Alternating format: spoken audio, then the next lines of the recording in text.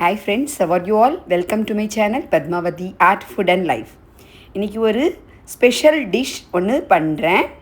என்னென்னா சாண்ட்விச் தோசா. இதில் பன்னீர் பூர்ஜி பண்ணியிருக்கேன். பன்னீர் பூர்ஜி ஏற்கனவே நான் வந்து என்னோடய சேனலில் போட்டிருக்கேன். அதோடைய லிங்க் நான் டிஸ்கிரிப்ஷன் பாக்ஸில் போடுறேன், பாருங்கோ.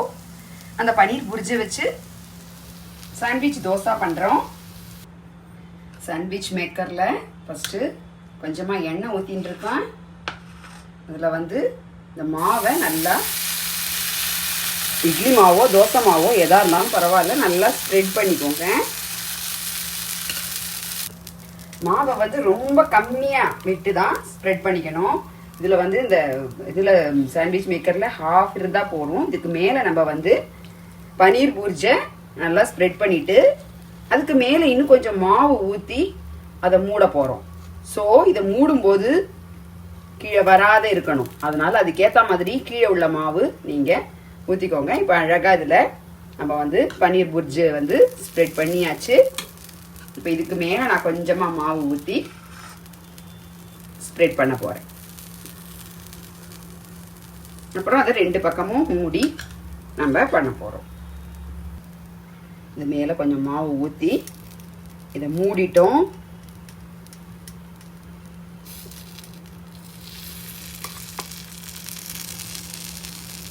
இது மேலே கொஞ்சம் எண்ணெய் ஊற்றி,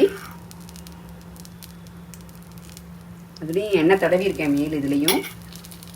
இருந்தாலும் இதில் கொஞ்சம் எண்ணெய் ஊற்றி இந்த ஓரத்தில் எல்லாம் கொஞ்சம் எண்ணெய் ஊற்றினா ஈஸியாக எடுக்க வரும். இப்போ இதை மூட போகிறோம். அப்படி இதை கிளிக் போட்டுருவேன். இப்போ ஒரு சைடு வெந்ததுக்கப்புறம் நம்ம திருப்ப போகிறோம். இப்போ இதை ஓப்பன் பண்ணாமல் ஒரு 2-3 மினிட்ஸ் கழிச்சு அப்படியே திருப்புறேன். இப்போ ரெண்டு பக்கமும் வேகும். அப்புறமா ஓப்பன் பண்ணுவோம். இப்போ உடனே ஓப்பன் பண்ணக்கூடாது. ஒரு பக்கம் மட்டும் வெந்திருக்கு. இப்போ பார்த்தீங்கன்னா இந்த பக்கம் மெதுவாக திருப்பி பார்ப்போம். திறந்து சூப்பர். இப்போ இந்த பக்கம் நல்லா செமையாக ரோஸ்ட் ஆகிடுது. சூப்பராக இருக்கும். வெளியிலேருந்து கிறிஸ்பியாக, உள்ளுக்குள்ளே இந்த பன்னீர் புர்ஜ், ஹெல்தி பன்னீர் புர்ஜ். பன்னீர் புர்ஜோட ரெசிபி நான் ஆல்ரெடி போட்டிருக்கேன். அதை டிஸ்கிரிப்ஷன் பாக்ஸில் போடுறேன், பாருங்க பன்னீர் புர்ஜி எப்படி பண்ணுறதுன்னு. இதில் நான் வந்து பன்னீர் புர்ஜில் வந்து இந்த தடவை பன்னீர் புர்ஜி ஸ்பெஷலாக இதில் நான் உருளைக்கிழங்கு, கார்ன், மட்டர், வெங்காயம், தக்காளி, பன்னீர் எல்லாமே போட்டிருக்கேன் இந்த பன்னீர் புர்ஜில். ஸோ நான் வந்து ஏற்கனவே போட்டிருந்ததில் வந்து பார்த்தீங்கன்னா உங்களுக்கு ஒன்லி பன்னீர் மட்டும் போட்டிருந்தேன். இப்போ இதில் வந்து எல்லாமே சேர்த்து போட்டிருக்கேன். இது ரொம்பவே டேஸ்ட்டாக செம்மையாக இருக்கும். இது ஒரு பக்கம் ஆகிடுத்து. அதை ஃப்ளிப் பண்ணி இப்போது எடுத்து தட்டில் போட்டு காமிக்கிறேன் பாருங்கள். பன்னீர் புர்ஜ் சாண்ட்விச் தோசா ரெடி. செம்மையாக இருக்கும். ஃபஸ்ட் கிளாஸாக, வெளியிலேருந்து கிறிஸ்பியாக, உள்ளே சாஃப்டாக. நம்ம ப்ரெட் வாங்கி சாண்ட்விச் பண்ணுறதை விட இது ரொம்பவே ஹெல்தி.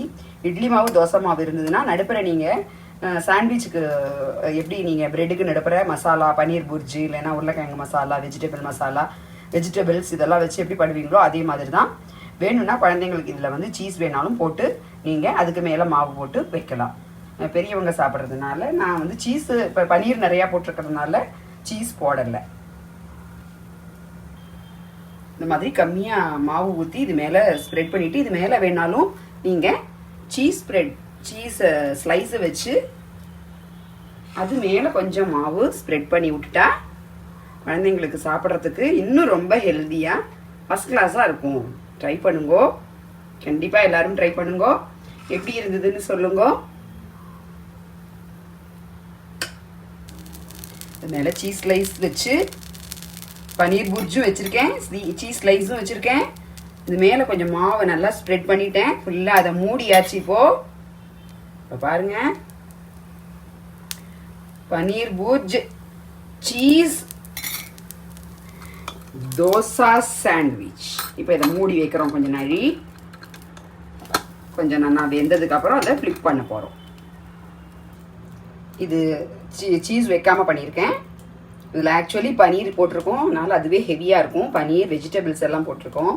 உருளைக்கிழங்கு, பட்டாணி, கார்ன், இன்னும் கேரட்டு எது வேணாலும் போட்டு, கேப்சிகம் போட்டிருக்கேன். இதில் நீங்கள் வேணாலும் கேரட்டு இதெல்லாம் போட்டுக்கலாம். நீங்கள் போட்டு இந்த மாதிரி பண்ணி வச்சுக்கலாம். இந்த மாதிரி புர்ஜ் பண்ணி வச்சுக்கிட்டேன்னா நீங்கள் எதுக்கு வேணாலும் யூஸ் பண்ணிக்கலாம். நான் ஏற்கனவே போட்டிருக்கேன். அதில் வந்து சிம்பிள் புர்ஜ் தான் பண்ணியிருக்கேன். இப்போ வந்து இதை நம்ம ஃப்ளிப் பண்ண போகிறோம்.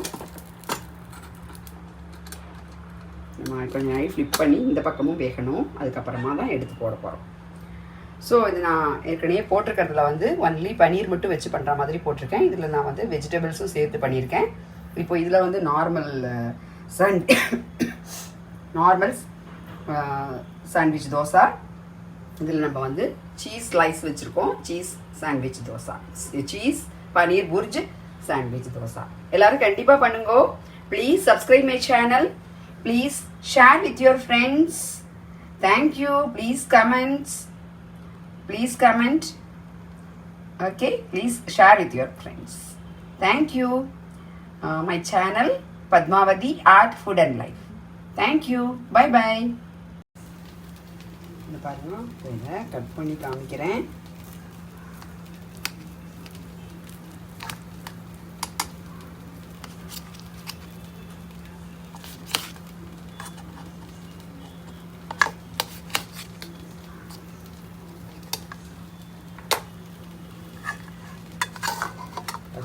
சீஸோட செம்மையாக இருக்குது, சூப்பராக இருக்குது.